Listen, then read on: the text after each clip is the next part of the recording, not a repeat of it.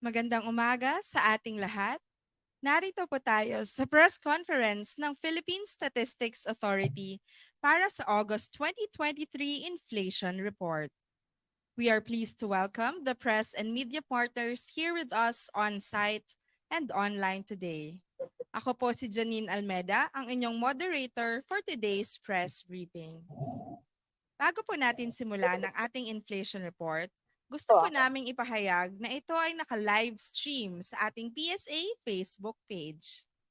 Updates are also tweeted on the PSA Twitter with the hashtag PHCPI. Ngayon, ikinagagalak ko pong ipakilala si PSA Undersecretary Dennis Mapa, National Statistician and Civil Registrar General, na siyang mag-uulat tungkol sa paggalaw ng ating presyo ng mga bilihin sa Pilipinas itong nakalipas na Agosto 2023. Ngayon, pakinggan natin ang report ni Yusek Dennis Mapa. Magandang umaga sa inyong lahat. Ang Philippine Statistics Authority ay mag-uulat ng antas ng inflation sa bansa para sa buwan ng Agosto 2023. Ang headline inflation o ang pagtaas ng presyo ng mga produkto at serbisyo sa bansa ay bumilis sa antas na 5.3% nitong Agosto 2023. Noong Hulyo 2023, ang inflation ay naitala sa antas na 4.7% at 6.3% naman noong Agosto 2022. Ang average inflation mula Enero hanggang Agosto 2023 ay nasa antas na 6.6%. Ang pangunahing dahilan ng mas mataas na antas ng inflation nitong Agosto 2023 kaysa noong Hulyo 2023 ay ang mas mabilis na pagtaas ng presyo ng food and non-alcoholic beverages. Ito ay may 8.1% inflation at 60.5% share sa pagtaas ng pangkalatang inflation sa bansa. Ang nag-ambag ng malaki sa pagtaas ng inflation ng food and non-alcoholic beverages ay ang mas mabilis na pagtaas ng presyo ng mga sumusunod. Cereal and cereal products, partikular ang bigas na may 8.3% inflation mula sa 5.9% inflation noong Hulyo 2023. Vegetables, tubers, cooking bananas at iba pa gaya ng kamatis na may 31.9% inflation mula sa 21.8% inflation noong Hulyo 2023. At fish and other seafood tulad ng tilapia na may 6.9% inflation mula sa 4.5% inflation noong Hulyo 2023. Ang pangalawang commodity group na nag-ambag ng mas mataas na antas ng inflation nitong Agosto 2023 ay ang transport na may 0.2% inflation at 39.4% share sa pagtaas ng pangkalatang inflation sa bansa. Ang dahilan ng pagtaas ng inflation ng transport ay ang mas mabagal na pagbaba ng presyo ng mga sumusunod. Gasolina na may negative 8.7% inflation mula sa negative 23.2% inflation noong Hulyo at diesel na may negative 16.1% inflation mula sa negative 33.9% inflation noong Hulyo 2023. Pagdating naman sa overall inflation nitong Agosto 2023, ang pangunahing nag-ambag ay ang food and non-alcoholic beverages na may 8.1% inflation at 57.4% share. Ang mga pangkat ng pagkain na pangunahing nag-ambag sa inflation ng food and non-alcoholic beverages ay ang mga sumusunod. Cereal and cereal products, partikular ang bigas na may 8.3% inflation. Vegetables, tubers, cooking bananas at iba pa gaya ng kamatis na may 31.9% inflation. At fish and other seafood tulad ng tilapia na may 6.9% inflation.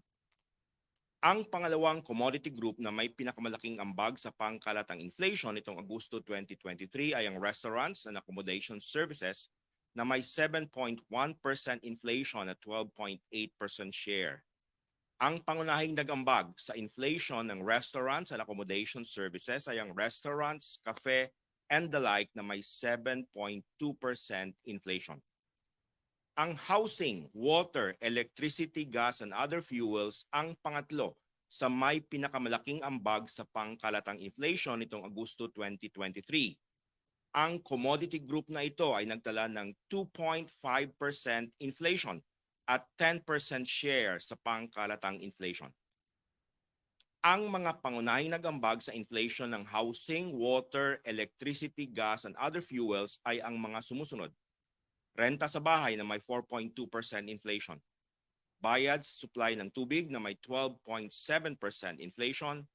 At kahoy na panggatong na may 6.8% inflation. Sa mga commodity groups, nagpakita ng bagyang pagtaas ang presyo nitong Agosto 2023 ng transport na may 0.2% inflation. Dalawang commodity groups naman ang nagpakita ng mas mabilis na pagtaas ng presyo nitong Agosto 2023. Ito ay ang mga sumusunod. Food and non-alcoholic beverages na may 8.1% inflation at recreation, sport and culture na may 4.9% inflation. Samantala, 6 na commodity groups ang nagpakita ng pagtaas ng presyo ngunit sa mas mabagal na antas nitong Agosto 2023. Ito ay ang mga sumusunod. Alcoholic beverages and tobacco na may 10.1% inflation. Housing, water, electricity, gas, and other fuels na may 2.5% inflation. Furnishing, household equipment, and routine household maintenance na may 5.6% inflation. Education services na may 2.9% inflation. Restaurant and accommodation services na may 7.1% inflation. At personal care and miscellaneous goods and services na may 5.5% inflation. Nanatili naman sa kanilang antas ng inflation noong Hulyo 2023 ang mga sumusunod na commodity groups. Clothing and footwear na may 4.8% inflation, health na may 3.9% inflation, information and communication na may 0.7% inflation, at financial services na may 0% inflation. Samantala, ang core inflation sa bansa ay bumagal sa antas na 6.1% nitong Agosto 2023. Noong Hulyo 2023, ang core inflation ay naitala sa antas na 6.7% at 4.6% naman noong Agosto 2022. Pagdating sa National Capital Region, ang headline inflation ay bumili sa antas na 5.9% nitong Agosto 2023. Noong Hulyo 2023, ito ay naitala sa 5.6% at 5.7% naman noong Agosto 2022. Sa National Capital Region, ang pangunahing dahilan ng mas mataas na antas ng inflation nitong Agosto 2023 kaysa noong Hulyo 2023 ay ang mas mabilis na pagtaas ng presyo ng food and non-alcoholic beverages. Ito ay may 8.6% inflation at 62.5% share sa pagtaas ng inflation sa National Capital Region.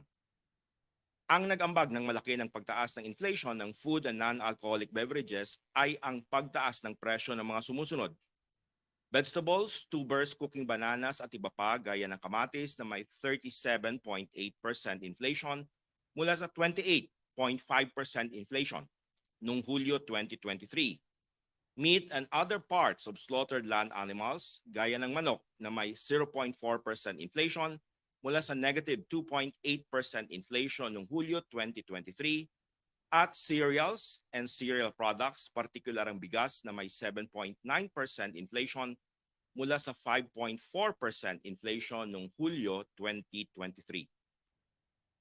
Ang pangalawang commodity group na nag-ambag ng mas mataas na antas ng inflation sa National Capital Region nitong Agosto 2023 ay ang transport na may 1.4% inflation at 35.8% share sa pagtaas ng pangkalatang inflation sa National Capital Region. Nakaambag sa pagtaas ng inflation ng transport ang mas mabagal na pagbaba ng presyo ng mga sumusunod. Gasolina na may negative 7.2% inflation mula sa negative 21.7% inflation noong Hulyo 2023 at diesel na may negative 14.4% inflation mula sa negative 32.9% inflation noong Hulyo 2023. Sa mga pangkat ng pagkain sa National Capital Region, bahagyang tumaas nitong Agosto 2023 ang inflation ng meat and other parts of slaughtered land animals tulad ng manok na may 0.4% inflation mula sa negative 2.8% inflation noong Hulyo 2023. Nagpakita naman ng mas mabilis na pagtaas ng presyo nitong Agosto ang mga sumusunod. Bigas na may 7.5% inflation.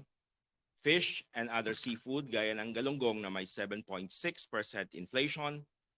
At vegetables, tubers, cooking bananas at iba pa gaya ng kamatis na may 37.8% inflation. Mas mabagal naman ang pagtaas ng presyo na naitala noong Agosto 2023 sa mga sumusunod na pangkat ng pagkain. Mais na may 8.5% inflation. Flour, bread, and other bakery products, pasta products, and other cereals na may 8.7% inflation. Milk, other dairy products, and eggs tulad ng powdered milk na may 5.3% inflation. Oils and fats, gaya ng mantika na may 0.7% inflation. Fruits and nuts tulad ng saging na may 18.4% inflation. Sugar, confectionery, and desserts gaya ng asukal na puti na may 12.2% inflation. At ready-made food and other food products not elsewhere classified tulad ng infant formula na may 9.2% inflation. Sa mga lugar sa labas ng National Capital Region, ang inflation nitong Agosto 2023 ay bumilis din sa antas na 5.2%. Noong Hulyo, ito ay naitala sa 4.4% at 6.5% naman noong Agosto 2022. Sa mga lugar sa labas ng National Capital Region, ang pangunahing dahilan ng mabilis na antas ng inflation ay ang mas mabilis na pagtaas ng presyo ng food and non-alcoholic beverages na may 8.0% inflation at 60.1% share sa pagtaas ng inflation nitong Agosto 2023. Ito ay dahil sa mas mabilis na pagtaas ng presyo ng mga sumusunod. Cereals and cereal products, partikular ang bigas na may 8.3% inflation mula sa 6.0% inflation noong Hulyo 2023, vegetables, tubers, cooking bananas, at iba pa gaya ng kamatis na may 30.8% inflation mula sa 20.5% inflation noong Hulyo 2023, at fish and other seafood tulad ng tilapia na may 6.7% inflation mula sa 4.4% inflation noong Hulyo 2023. Ang pangalawang nag-ambag sa mas mabilis na pagtaas ng inflation sa mga lugar sa labas ng National Capital Region ay ang transport na may 0% inflation at 38.9% share sa pagtaas ng inflation nitong Agosto 2023. Ang dahilan ng pag-angat ng antas ng inflation ng transport ay ang mas mabagal na pagbaba ng presyo ng mga sumusunod. Gasolina na may negative 8.9% inflation mula sa negative 23.5% inflation noong Hulyo, at diesel na may negative 16.6% inflation mula sa negative 34.2% inflation noong Hulyo 2023.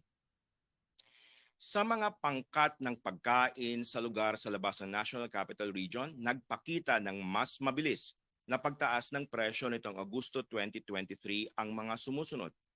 Bigas na may 8.9% inflation. Fish and other seafood tulad ng tilapia na may 6.7% inflation. Fruits and nuts gaya ng saging na may 7.9% inflation. At vegetables, tubers, cooking bananas at iba pa, partikular ang kamatis na may 30.8% inflation. Nagpakita naman ng mas mabagal na pagtaas ng presyo sa mga lugar sa labas ng National Capital Region ang mga sumusunod na pangkat ng pagkain. Flour, bread, and other bakery products, pasta products, and other cereals na may 9.1% inflation. Milk, other dairy products, and eggs gaya ng itlog na may 8.3% inflation. Sugar, confectionery, and desserts gaya ng asukal na puti na may 13.3% inflation, at ready-made food and other food products not elsewhere classified gaya ng infant formula na may 6.9% inflation. Samantala, nagpakita ng pagbaba ng presyo nitong Agosto 2023 sa mga lugar sa labas ng National Capital Region ang mais na may negative 1.1% inflation at oils and fats tulad ng mantika na may negative 0.1% inflation. Nagpakita rin ng pagbaba ng presyo nitong Agosto ang meat and other parts of slaughtered land animals tulad ng manok na may negative 0.1% inflation.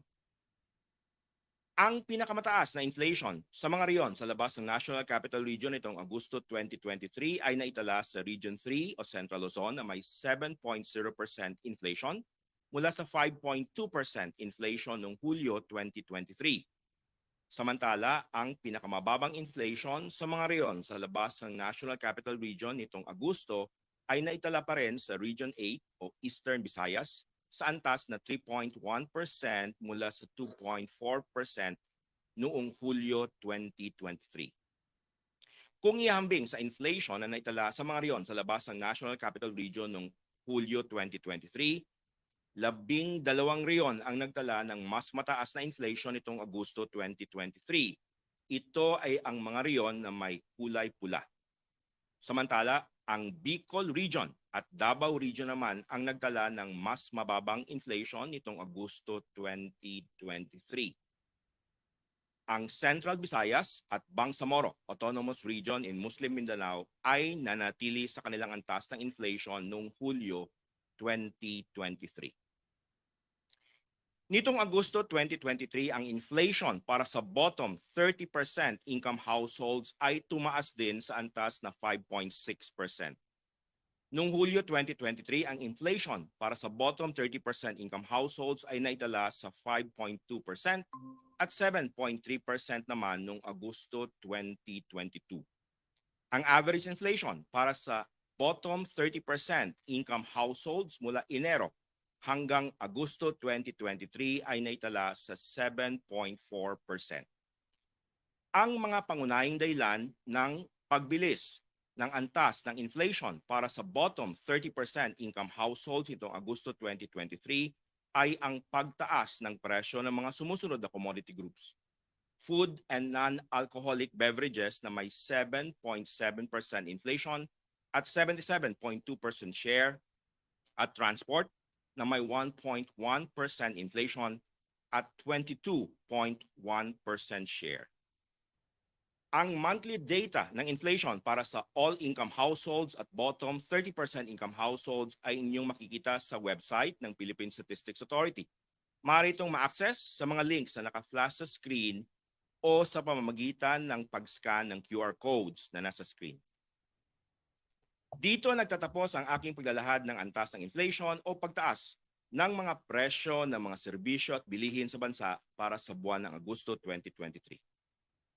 Ang Philippine Statistics Authority ay lubos na nagagalak sa inyong pagdalo sa press conference tungkol sa inflation sa bansa. Salamat at magandang umaga sa ating lahat.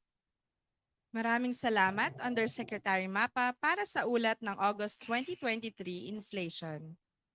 Ngayon, bago po natin simulan ang ating question and answer segment, nais po namin ipahayag ng ating press kits para sa ating mga online participants ay aming ipapadala via email. At ipapamigay naman po dito ang press kits para sa ating mga on-site participants. Para sa mga nais magtanong, please raise your hand to be recognized.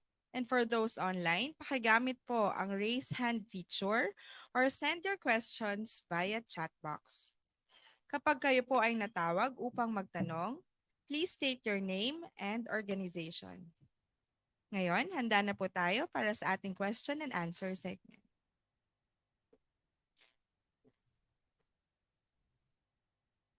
Miss Bernadette Reyes po of GMA7. Ayusek, good morning. Good morning. Apo. Sir, lagi niyo naman po itong nababanggit na pero just for the soundbite purposes. Bakit po pag ang bigas po ang tumataas ay talaga pong nahahatak po ang inflation rate? Thank you po. Thank you very much, Bernadette, for that question.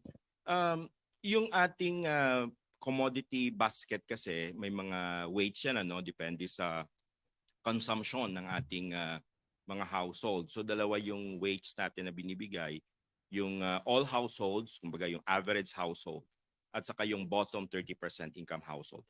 Ang sa both baskets for the all households saka yung bottom 30% income households, ang pinakamabigat na weight ay yung bigas.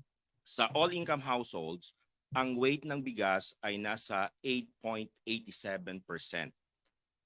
So mga close to 9%. Siya yung pinakamalaking weight sa lahat ng mga commodity items na nasa consumer basket natin.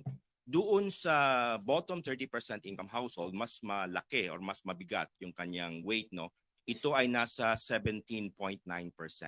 So both from the average household, yung all income households natin, saka yung bottom 30%, yung bigas talaga yung pinakamalaki. At nakita natin in the past, of course, yung recent would be 2018, na tumataas talaga yung inflation rate ng kabuuan for all income at bottom 30% pag tumataas yung presyo ng bigas. So nakita rin natin ngayong buwan ng Agosto. Mas affected po ng mas mataas ng presyo ng bigas ang bottom 30%. Tama yun, ano? Dahil nga mas mataas yung weight, mas mabigat yung weight ng bigas, yung rice, bottom 30%. So mas malaki yung impact sa kanila. Kaya nakita natin na yung inflation ngayong buwan ng Agosto ng bottom 30% income households ay mas mataas, no? 5.6%, no? Compared sa all income na nasa 5.3%. Po bang sabihin, mas matakaw sila sa Hindi bigas? naman. Yung siyempre yung kanilang expenditure ay hindi ganun kalaki. So mas malaki ito ay na-spend sa food as a percent share of their expenditure. At of course, mas malaki. Kumbaga lang parang mas malaki yung ginagasta nila sa bigas compared sa average household. Thank you. Thank you, Ms. Bernadette, for the question. With with regards to this, we have a question online, also connected to the rice. From Ms. Eileen Mencias of Abante, magkano po ba ang presyo ng regular milled rice at well-milled rice nitong Agosto? At maaari po bang mahingi ang presyo nito simula noong Enero? Thank you. Thank you, Eileen. Yung presyo ng average price ng regular milled rice nitong Agosto 2023 sa buong bansa, nag-average ito ng 43 pesos and 34 centavos. Sa National Capital Region, nag-average siya ng 42 pesos at 70 centavos. By the way, yung nationwide, sabi ko, yung regular milled rice, 43 pesos and 34 centavos. So yung annual growth rate niya, 8.9%. For NCR, nag-average ito ng 42 pesos and 70 centavos. Ang annual growth rate niya ay 9.6%. Areas outside NCR, ito ay nasa 43 pesos at 35 centavos. Ang annual growth rate ay nasa 8.9%. For the well-milled rice, ang nationwide Philippines, ito ay nag-average sa 47 pesos and 63 centavos. Annual growth is 8.1%. Sa National Capital Region, ito ay 47 pesos and 6 centavos average. Annual growth rate is 8.6%. At sa areas outside the National Capital Region, ito ay 47 pesos at 64 centavos. Annual growth rate is 8.1%. Yung time series, Eileen, I will just ask the technical staff to send it to you after the press con. Thank you. Thank you, sir. And one last in the online from GMA News Online, Sir Ted Cordero. Masasabi po ba na rice ang main culprit sa pagbilis ng ating inflation ngayong Agosto? Thank you very much. Kung titingnan natin kanina, dalawa yung, parang tatlo yung main contributor. Of course, the food and non-alcoholic beverages, kasama yung bigas doon. Pero kasama rin doon yung vegetables, no? At pangalawa, of course, yung pangatlo yung transport, no? So in terms of contribution, nag-compute ang ating technical staff. Ang may malaking contribution ngayong buwan ng Agosto ay vegetables kasi yung kanyang inflation rate ay napakataas, 31.9%, no, kung narinig nyo kanina. So yung contribution niya sa overall inflation, yung 5.3% ay nasa 0.87 percentage point, no, yung 31.9%. Pangalawa yung bigas, no, yung kanyang inflation rate as mentioned kanina ay nasa 8.7% nationwide. Ito ay nag-contribute ng 0.74 percentage point. So second siya after vegetables. So kumplituhin ko lang siguro yung top 5. Yung pangatlo, yung restaurants and accommodation services na may inflation tayo na 7.1%. Ang contribution niya 0.68 percentage points. So siyang third. Yung pang-apat, yung housing, water, electricity, gas, and other fuel. Ang kanyang inflation rate ay 2.5%. Mababa, kaso nga lang mataas yung weight kasi nito. Ang contribution niya ay nasa 0.53 percentage point. At yung pang-lima ay yung fish and other seafood na tumaas din. Ang inflation rate niya ay 6.9% at yung contribution niya sa overall inflation ay 0.38 percentage point. So those are the top 5 items na nag-contribute sa ng malaki sa inflation ng Augusto. Yung bigas, pangalawa po. Thank you. Thank you, sir.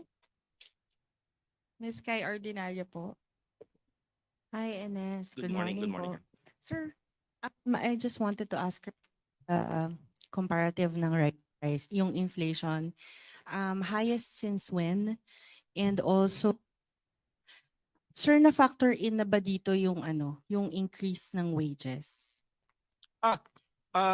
Sa NCR kasi nagkaroon tayo ng yung increase sa wages muna no. NCR kasi nagkaroon na tayo ng adjustment noong July. So definitely doon sa National Capital Region na factor in na yun no. Hindi lang kami nakakapag-compute kung magkano talaga yung contribution niya, but definitely factored in na kasi last month pa yun ano. For your first question yung sa rice, kanina sabi ko this is 8.7% and this is highest since November 2018, the height of the rice problem during that time wherein inflation was recorded at 9.0%. Thank you. Yes, Ms. Croseline of SMNI. Good morning, Yusek. Sa pagpapatupad po ngayon ng price cap sa bigas, ano po ang nakita niyo magiging impact nito sa ating inflation, lalo na po for this month po? Tinitingnan namin yung, of course, monitoring tayo sa ating mga price, yung data collection. Nagsimula na yung first week dito sa National Capital Region. Magkakaroon siya ng adjustment. Pero of course, we will be computing it year on year. So last year kasi hindi ganun kataas yung presyo ng bigas. So definitely mayroon pa rin yung contribution sa year-on-year inflation. But kung masusustain yon kasi sa report nga natin ng August ay nasa 43 average yung ating regular milled at nasa 47, 48 naman yung ating well milled. So magkakaroon yun ng adjustment. But of course, we will have to wait for the data that will be collected by our field offices. Thank you. Thank you, NS. Yes, Ms. Lady Vicencio of ABS-CBN. Good morning po, Good morning. Yusek. Follow up lang po doon sa main contributor since these are mostly agricultural products.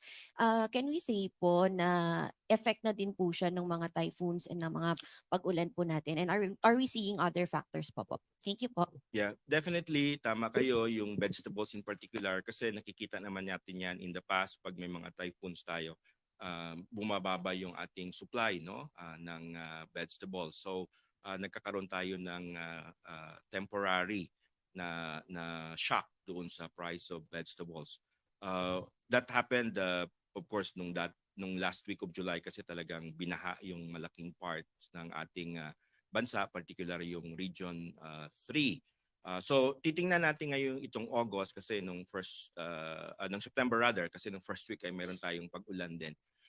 Ang isang medyo consistent na tumataas ay of course the price of fuel no. So yan yung isang threat moving forward dito sa month of September kasi pag tumataas talaga yung price of fuel, nakita naman natin in the past months no. And talagang humahabol din yung iba pang mga commodity items. So ito yung mga tinitingnan namin. Thank you. Thank you, Yusek. Yes, Sir Andrea of Bloomberg. Hello sir, base Good po morning. sa mga fieldwork nyo, ano po yung sinasite na reason na dun sa pagtaas po ng rice? Because, sige. Tumataas kasi yung ating farm gate prices sa palay, ano. Nakita naman natin yun. I think naglabas ang PSA din ng latest report. So part yon siya. Yun ang isang contribution na sinasabi ng aming mga field personnel. So yung dry na price, doon naman kasi talaga nagbabase. Although of course moving to the harvest season tayo, so titingnan din namin kung normally naman kasi sa ating regular data monitoring in the past years, bumababa rin siya yung farm gate price. So we will examine and monitor these developments. Thank you. Thank you, sir. Ms. Bernadette of GMA 7. Sir, follow up lang po sa rice. Ngayon nga po dahil pinatupad na yung rice price ceiling, kailan po pwedeng ma-feel po yung effect niya na pwede makahatak naman po pababa ng I inflation? understand ngayon ng simula, no, first day.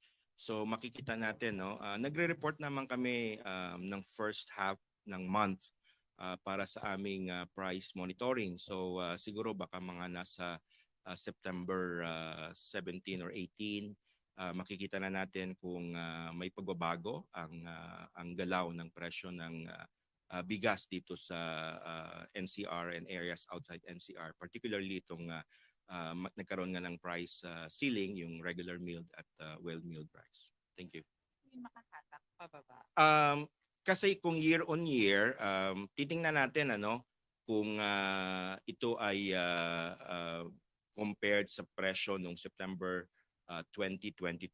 So tingnan lang natin, nung September 2022 kasi, ang ating regular milled average ay nasa 39 pesos and 80 centavos national. So on the other hand, yung ating well-milled rice noong September 2022, ito ay nasa 44 pesos. So magkakaroon pa rin siya ng adjustment, no? So we will check based on the prices from the different sample outlets natin nationwide. Thank you. Pang isa. Sorry. Sure. Sir, yung presyo po ng sa mga restaurants and cafes, connected po kaya yan sa rice? Because yung iba nagtataas ng presyo ng kanin.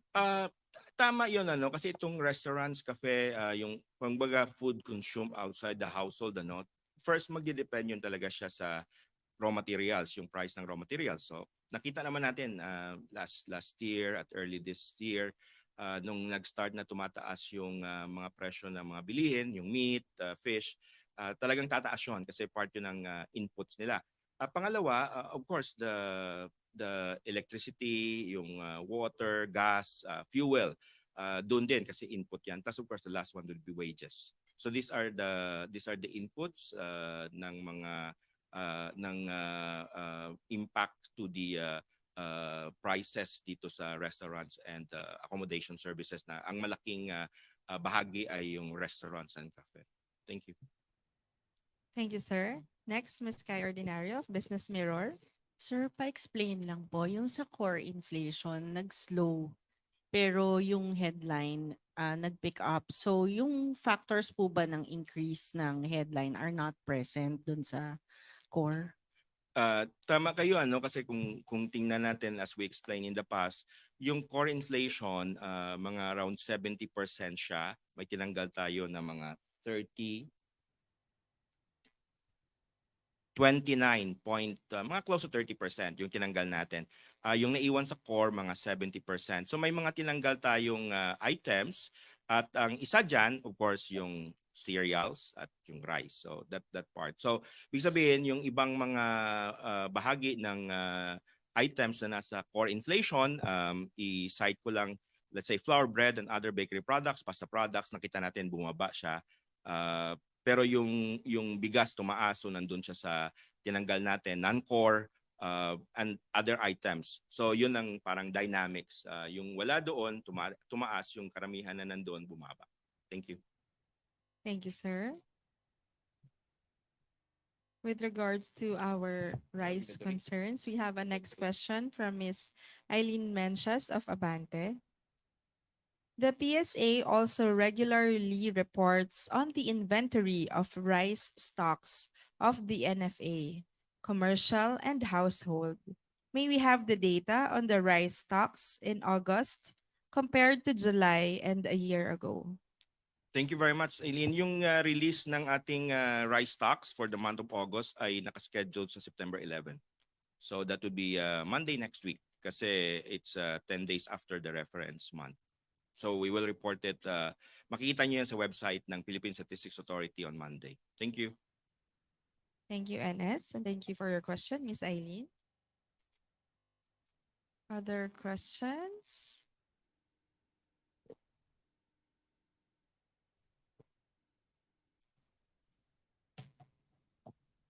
Okay, while waiting for other questions, please make sure to answer our evaluation sheet. This will help our press conferences in the future.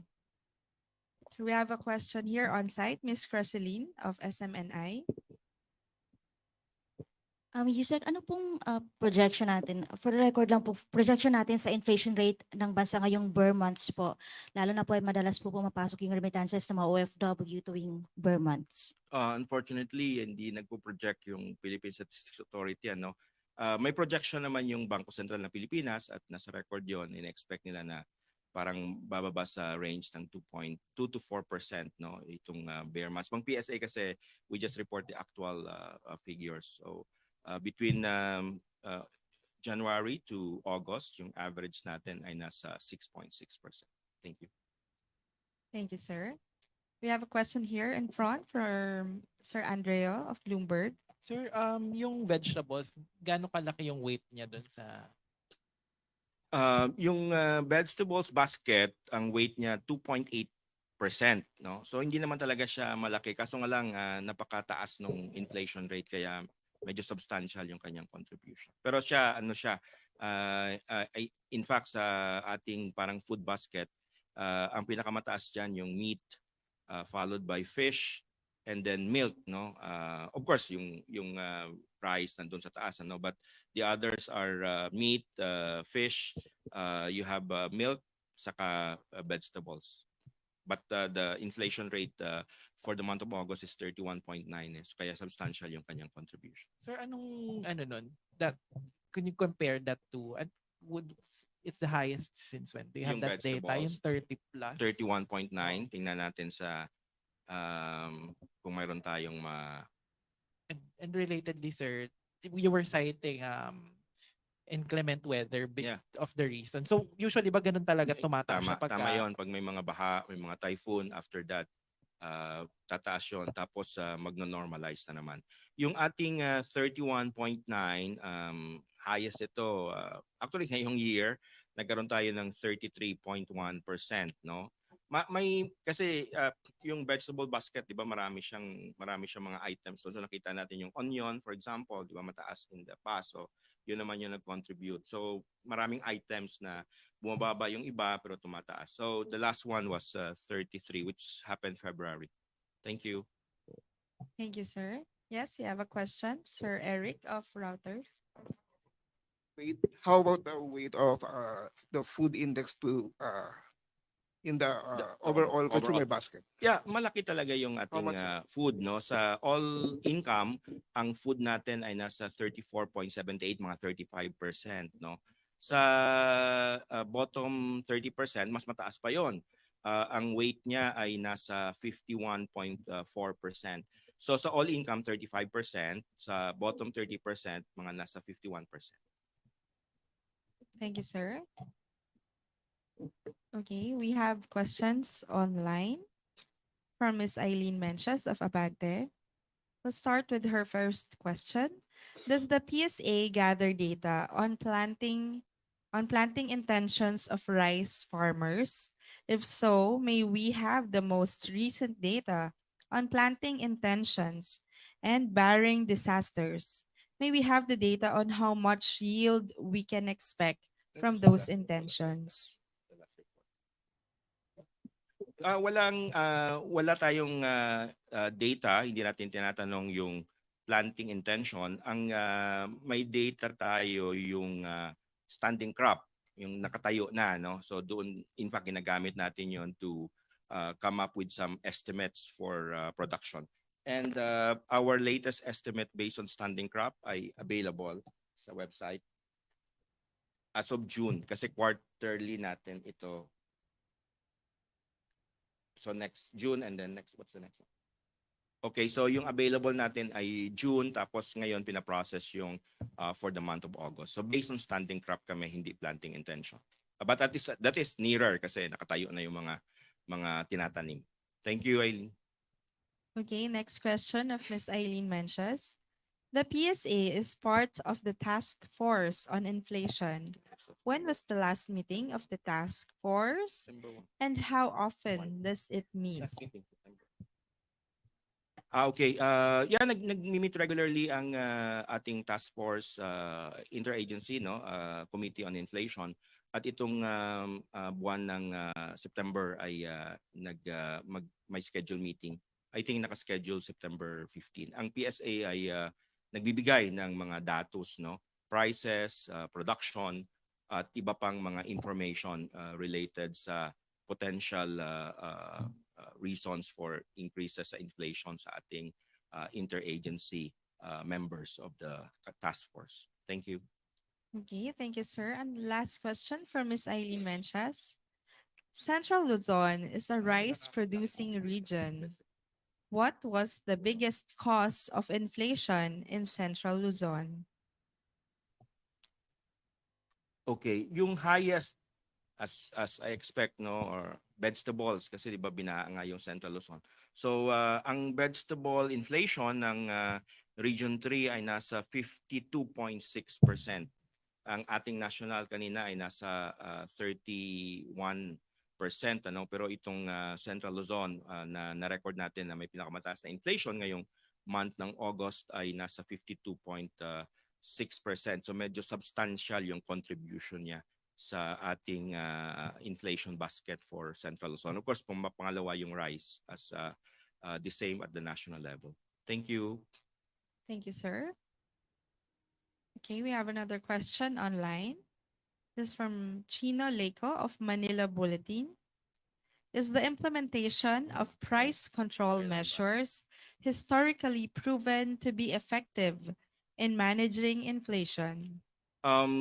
Titingnan pa namin, no, yung datos kung hindi man sa national level, baka yung mga areas kung saan nagkaroon tayo ng similar measures, particularly during calamities. Right now, admittedly, wala pa kaming nagawang pag-aaral dito comparing yung mga historical inflation rates pag mayroong intervention tulad nito. But we will look at it. Thank you very much. Thank you very much, NS. Okay, any other questions? Sir, we have here Sir Gerald de la Peña of TV5. Good morning, sir. Yeah. Good morning. This is the first, the August data is the first increase in after 7 months. So, nasa downtrend pa po ba tayo? May mga threats tayo, ano, at sabi ko nga yung mga threats natin unfortunately doon sa mga substantial na items. So of course the price of rice kasi mataas nga yung kanyang weight sa basket. Yung ating vegetables dahil mataas, normally as I've said, ano ito, shock after the typhoon, mga pagbaha, but of course itong weather natin ng first week of September ay parang hindi nagko-contribute, no, na may maganda tayong makikita rito. So we will monitor this. But the other one that is really will be a threat to the inflation in the next few months would be the increasing price ng oil kasi nakita natin I think today, no, mayroon na namang recorded na price, and we will capture that sa ating data collection this week. So yun ang mga tinitingnan natin kasi nakita natin na medyo substantial kasi yung impact ng transport at hindi lang doon sa basket ng transport, but it usually affects the other commodity items. So yun yung mga threats natin: rice, the transport, and itong prices ng vegetables considering the weather. Thank you. Thank you very much, NS. Any other questions? How about our online participants? Okay, here on site, wala na po. Okay, if there are no more questions, we would like to end our question and answer segment. We would like to thank our press and media partners for joining us in the August 2023 Inflation Press Conference. Sana'y patuloy niyo po kaming suportahan. You may visit our webpage at www.psa.com for more updates. Once again, I am Janille Almeda ng Philippine Statistics Authority. Maraming salamat at magandang umaga po sa ating lahat.